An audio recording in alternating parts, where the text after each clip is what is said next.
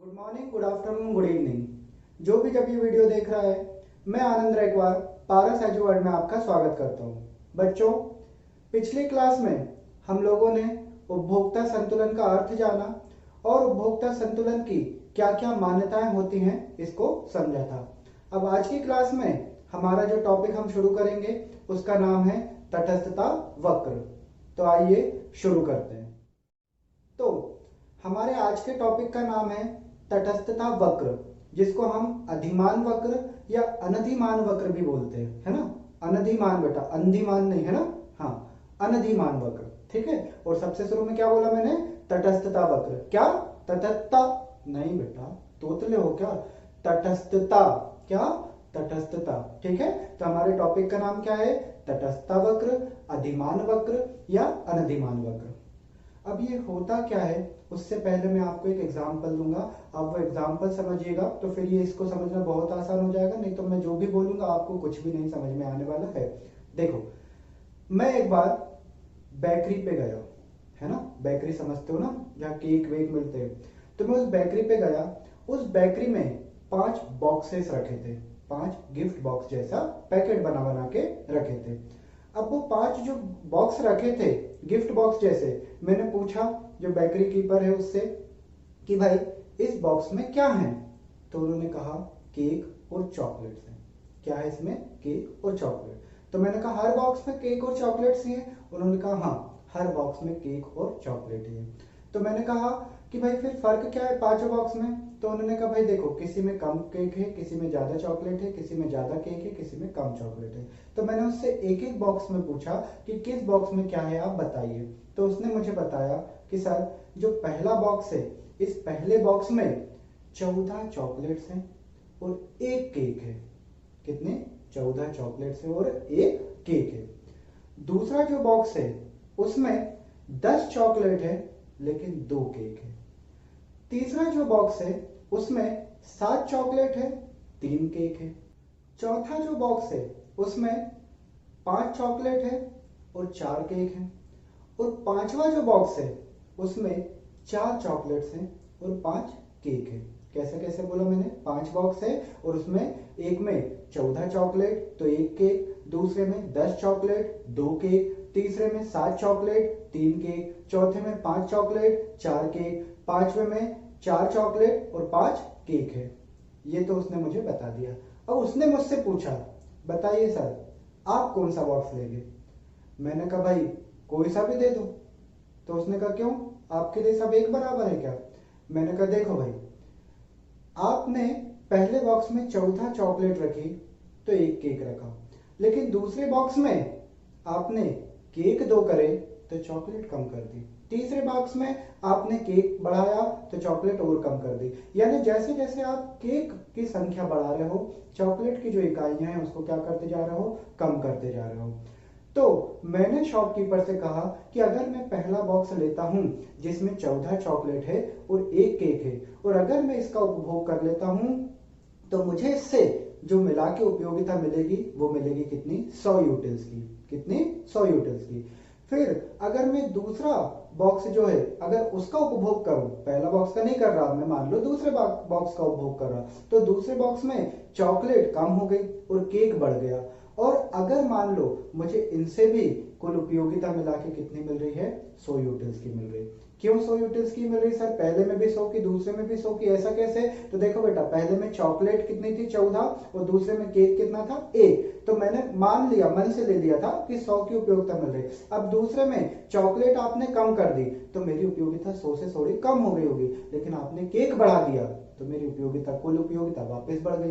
तो कुल मिला के मेरी उपयोगिता मैंने कितनी मान ली? 100। अब तीसरे में आपने चॉकलेट और कम कर दी, तो तीसरे में अगर चॉकलेट कम कर दी मतलब मेरी उपयोगिता फिर कम, लेकिन आपने केक बढ़ा दिया तो मेरी कुल उपयोगिता फिर से बढ़ गई।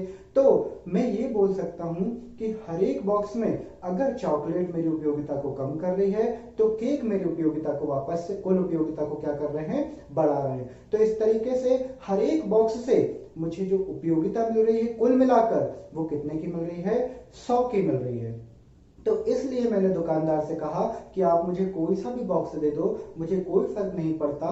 क्यों? क्योंकि सभी में मेरी जो उपयोगिता है, कुल उपयोगिता, वो क्या है, एक समान आ रही है। तो हर एक बॉक्स में मेरी कुल उपयोगिता क्या है, एक समान है। तो देखो, एक बॉक्स में दो चीजों का कॉम्बिनेशन था, एक चॉकलेट और दूसरा केक का। हर एक बॉक्स में ये कॉम्बिनेशन था, यानी हर एक बॉक्स में, हर एक पैकेट में दो वस्तुएं थी।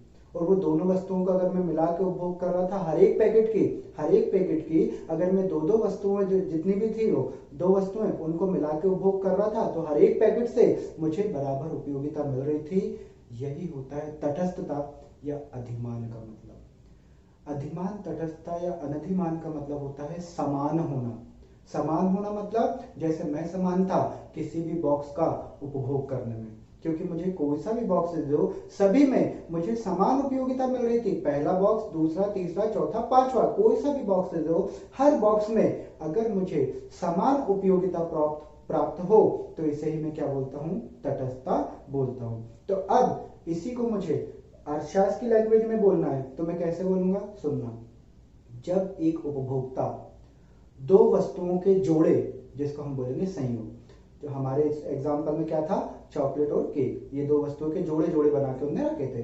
तो जब एक उपभोक्ता दो वस्तुओं के विभिन्न संयोगों को, संयोग मतलब जोड़े, विभिन्न संयोगों को उपभोग करता है, और हर एक संयोग से, हर एक जोड़े से उसे जो उपयोगिता मिलती है, जो कुल उपयोगिता मिलती है, अगर वो समान रहती है, तो इसे ही हम तटस्थता बोलते हैं। तो तटस्थता का मतलब क्या, कि जब एक उपभोक्ता दो वस्तुओं का, केवल दो बेटा है ना, दो से ज्यादा नहीं, दो वस्तुएं कौन सी थी, केक और चॉकलेट। सर चॉकलेट तो 14 थी, बेटा मैं इकाइयों की बात नहीं कर रहा हूं, मैं वस्तु की बात कर रहा हूं। वस्तु तो दो ही थी ना, चॉकलेट और केक। अब संख्या भले कितनी हो वो मायने नहीं रखता, वस्तु दो हैं, चॉकलेट और केक। तो जब एक उपभोक्ता दो वस्तुओं के विभिन्न संयोगों का उपभोग करे, और हर एक संयोग से उसे अगर समान कुल उपयोगिता मिले, तो इसे हम बोलते हैं तटस्थता, अधिमान या अनधिमान।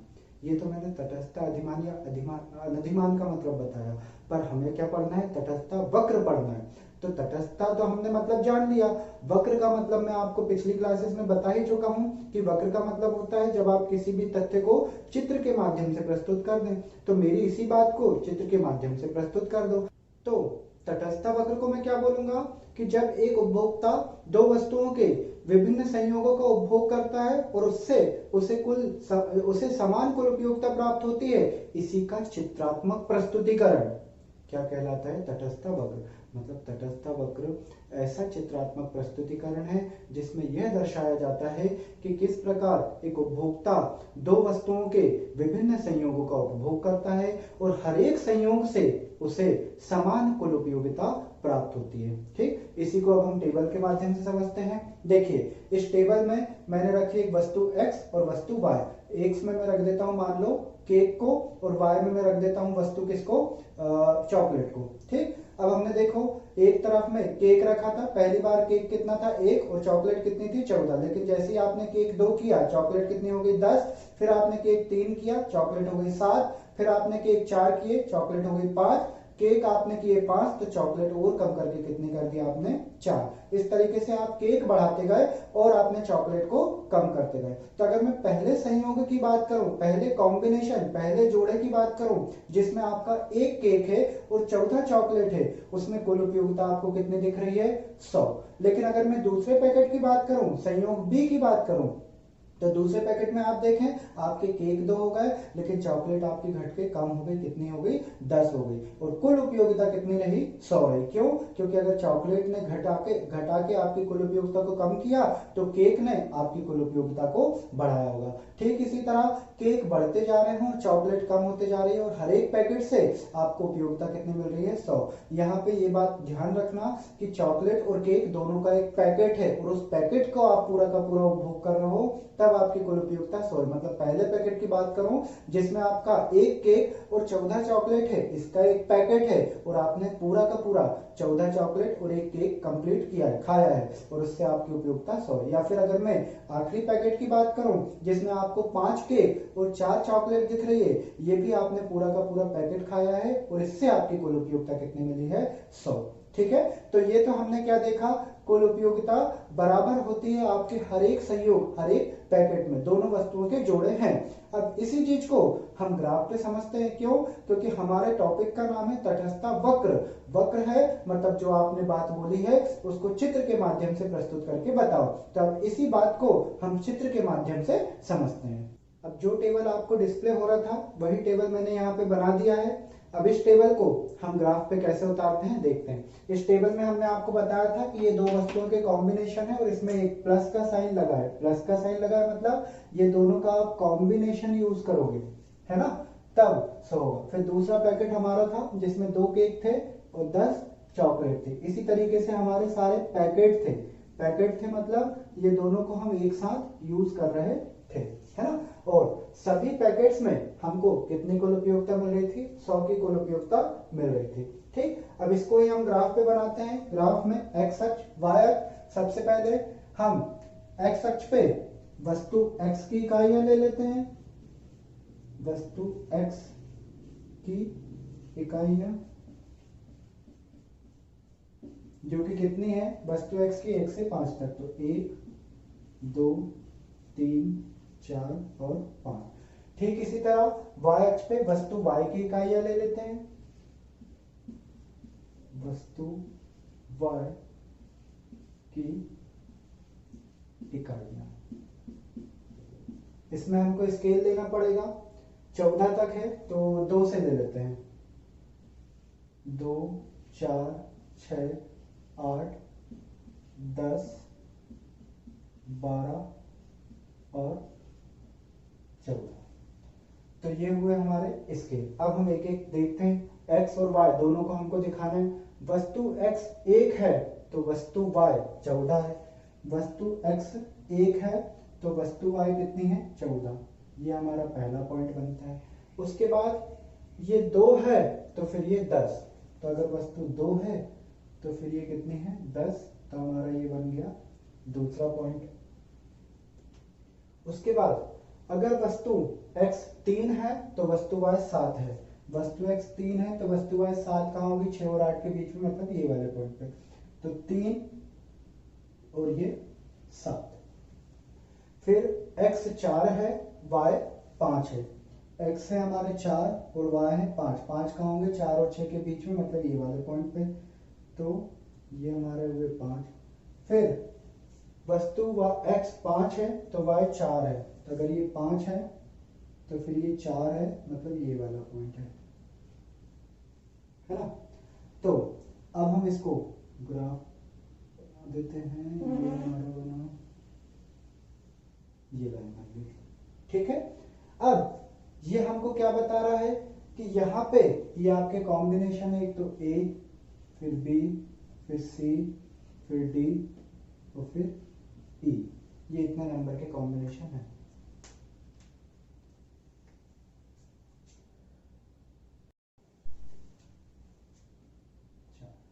अब इस लाइन को हम मिला देते हैं। तो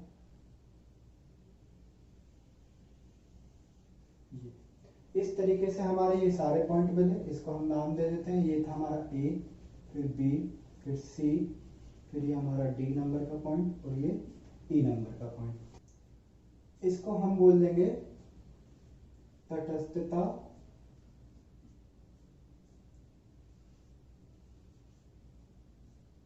वक्र। तो ये हमारा तटस्थ वक्र हुआ। अब हमें तटस्थ वक्र की 2 विशेषताएं पढ़नी है, लेकिन उससे पहले जरूरी है कि आपको उत्पादन संभावना वक्र जो हमने पढ़ा था उसकी 2 विशेषता याद होना चाहिए। तो फटाफट से कॉपी में उत्पादन संभावना वक्र निकालो और उस वक्र में आप वो 2 विशेषताएं देखो। उसमें आपको पहली विशेषता मिलेगी कि उत्पादन संभावना वक्र का ढाल बाएं से दाएं गिरता हुआ होता है, और दूसरी विशेषता मिलेगी कि उत्पादन संभावना वक्र का स्वरूप नतोदर होता है। मिली वो 2 विशेषताएं। अब वो 2 ही विशेषताएं तटस्थ वक्र में भी है, थोड़े से चेंज के साथ। देखो उसमें भी जो वक्र का ढाल था वो बाएं से दाएं गिरता हुआ होता है, और तटस्थ वक्र में भी आप देखो कि जो वक्र का ढाल है वो बाएं से दाएं इस तरह से गिरता हुआ है। इसलिए हम बोल सकते हैं कि तटस्थता वक्र की भी पहली विशेषता क्या हुई कि इसका वक्र बाएं से दाएं गिरता हुआ होता है। अब हम बात करते हैं इसकी दूसरी विशेषता पे। तो दूसरी विशेषता हमने उत्पादन संभावना वक्र में क्या देखी थी कि इस वक्र का जो स्वरूप है वो क्या होता है, नतोदर। और मैंने आपको उसी समय बताया था कि हम दो प्रकार के वक्र पढ़ने वाले हैं, एक है नतोदर, दूसरा है उन्नतोदर। नतोदर में हमने क्या देखा था, जब वक्र का मुंह इस तरीके से बंद होगा तो इस वक्र को हम क्या बोलते हैं, हम इसको बोलते हैं नतोदर वक्र। कौन सा, नतोदर। और फिर मैंने आपको बताया था अगर वक्र का मुंह इस तरीके से खुला हो तो इस वक्र को हम बोलते हैं उन्नतोदर वक्र। कैसा, उन्नतोदर। तो हमारा जो उत्पादन संभावना वक्र था उसमें वक्र इस तरीके से बना था तो हमने वक्र के स्वरूप को नतोदर बोला था। और तटस्थता वक्र में हमारे वक्र का स्वरूप इस तरीके से बन रहा है, इस साइड मुंह खुला है तो उसको हम क्या बोलेंगे, उन्नतोदर बोलेंगे। तो इस तरीके से आपके जो दो विशेषताएं हैं वो यहाँ पे हमने देखी। पहली विशेषता तो क्या कि जो तटस्थ वक्र है उसका जो ढाल है वो बाएं से दाएं गिरता हुआ होता है, और दूसरा कि जो तटस्थ वक्र का स्वरूप है वो वक्र का स्वरूप कैसा होता है, उन्नतोदर होता है। ठीक, अब हमने तटस्थ वक्र को तो जान लिया, लेकिन इसी तटस्थ वक्र में एक छोटा सा कॉन्सेप्ट आता है जिसको बोला जाता है तटस्थता मानचित्र। अब तटस्थता मानचित्र क्या होता है, तो तटस्थता मानचित्र कुछ नहीं, आप एक ग्राफ में जब एक से ज्यादा तटस्थता वक्रों को दिखा दो तो उसे आप बोलते हो तटस्थता मानचित्र। यानी तटस्थता मानचित्र क्या है, ग्राफ पेपर पर एक से अधिक तटस्थता वक्रों को एक साथ प्रदर्शित कर देना तटस्थता मानचित्र कहलाता है। जैसे जैसे हमने यहाँ पे जो तटस्थता वक्र बनाया जिसमें हमने ये एक वक्र बनाया, अब इधर ही हम क्या करेंगे, इस तटस्थता वक्र में और सारे वक्र बना देंगे। सर किधर बना, कहीं भी बना दो, ये एक ऐसा बना दिया आपने, फिर आपने ये ऐसा बना दिया, और फिर आपने ये ऐसा बना दिया। तो 3 4 5 जितने मर्जी उतने बना देना। इसी को आप क्या बोल दोगे, तटस्थता वक्र हटा के क्या नाम कर देंगे इसका, तटस्थता